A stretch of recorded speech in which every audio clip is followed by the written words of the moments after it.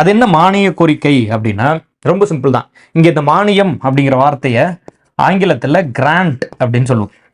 அது இந்த மாதிரி சில டேர்ம்ஸ் எல்லாம் படிப்பீங்க. Demand for grant, voting on grants, appropriation bill, இந்த மாதிரிலாம் படிப்போம். அப்படின்னா ரொம்ப சிம்பிளாக நீங்கள் புரிஞ்சுக்கலாம். என்னது, ஒரு வருஷத்துக்கு எனக்கு எவ்வளோ வரவு செலவு அப்படின்னு சொல்லி ஒரு நாடு என்ன பண்ணுது அப்படின்ட்டுனா தன்னோட வரவு செலவு கணக்குகளை முன்கூட்டியே திட்டமிட்டு இதெல்லாம் நம்மளோட இந்த ஆண்டோட வரவு மற்றும் இந்தந்த விஷயத்துக்கெல்லாம் நம்ம செலவு பண்ண போகிறோம் அப்படின்னு நாட்டோட மொத்த வரவு செலவு கணக்கையும் நம்ம இதில் சொல்ல போகிறோம்.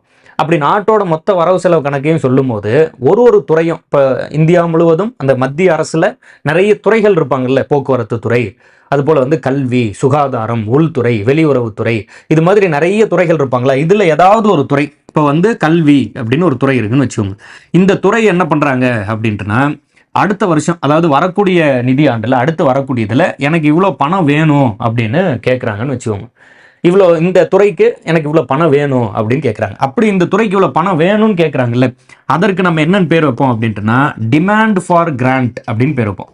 டிமாண்ட் ஃபார் கிராண்ட் அப்படின்னு இதை நம்ம தமிழில் என்ன சொல்லிடுறோம், மானிய கோரிக்கை. இவ்வளோ மானியம், கவர்மெண்ட் வர பணத்தோட பேர் மானியம் அப்படின்னு ஞாபகம் வச்சோம், கிராண்ட். ஸோ அப்போ கவர்மெண்ட் இந்த பர்டிகுலர் துறைக்கு எனக்கு இவ்வளோ பணம் வேணும் அப்படின்னு ஒவ்வொரு துறையும் கேட்டிருப்பாங்க. அது மாதிரி ஒரு துறை கேட்குது. இப்போ இதன் மீது வாக்கெடுப்பு நடத்துவாங்க. இதில் வேற ஏதாவது குறைக்கணும் அதிகப்படுத்தணும் அப்படின்னா அது எல்லாமே பண்ணுவாங்க. அது இல்லாமல் கமிட்டிட்டெல்லாம் கொடுத்து, நம்ம பாராளுமன்ற கமிட்டின்னு படிப்போம், இன்னைக்கு அதை பற்றிலாம் படிக்க போகிறோம்.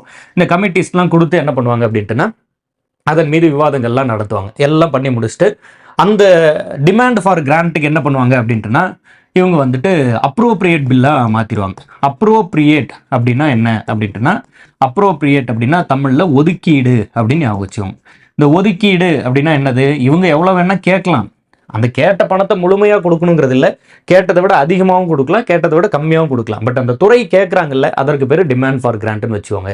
கவர்மெண்ட்ல இருந்து பணம் ஒதுக்குறாங்கல்ல, அதற்கு பேர் அப்ரோப்ரியேஷன் பில் அப்படின்னு வச்சுக்கிறோம். ஸோ அப்போ ஒவ்வொரு துறைக்கும் தனித்தனியாக அப்ரோப்ரியேட் பண்ணி கொடுத்துருவாங்க. ஸோ அப்போ இங்கே நம்ம என்ன பாயிண்ட் படிக்கிறோம் அப்படின்ட்டுனா, குடியரசுத் தலைவரோட முன் அனுமதி இருந்தால் தான் மானிய கோரிக்கை பண்ண முடியும்னு சொல்கிறோம். ஸோ அப்போ குடியரசுத் தலைவரோட முன் அனுமதி வேணும்.